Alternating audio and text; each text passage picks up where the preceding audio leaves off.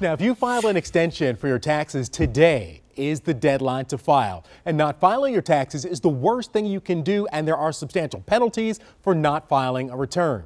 Joining me this morning is Stuart Sherman, the owner of Tax Resolve in Bloomfield Hills. And you were just saying right before we came out that your phone started around 8:15 this morning. 8:15 this morning. People with questions to get their returns finished and what they need to do and what they need to find. Okay, so first off, what are some of the penalties for not filing your taxes? Well, Keenan, the biggest problem, people come in and they realize that they're going to owe money, or they think they're going to owe money.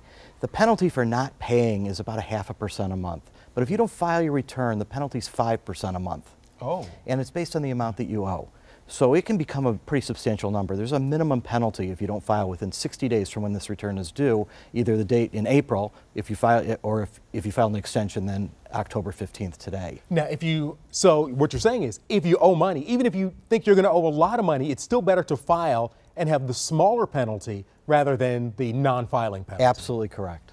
All right, and what if your finances are just in bad shape and maybe you owe money, but you just can't pay it? Well, the IRS is willing to work with you. They're not going to, we don't have debtors prison. So they will work out installment arrangements, short-term arrangements, long-term arrangements. Depending on the circumstances, we may be able to get penalties waived, but you got to file. But the first thing to do is to actually file and to speak with them. Now, if you owe money to the IRS, what are some of the benefits of actually having an intermediary and having a professional talk to the IRS on your behalf?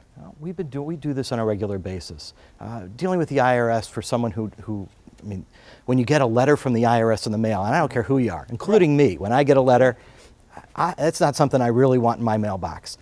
So because I deal with the IRS, or someone like me deals with the IRS on a regular basis, we know what to expect, how things are handled, and we can generally work our way through the bureaucracy a lot faster and a lot more effectively than someone who doesn't do it on a regular basis. All right, and a final question, because we just have seconds left. There's a new tax law in place. What are some of the common problems that people may find with this new tax law? One of the things that we're advising people is make sure you look at your withholdings.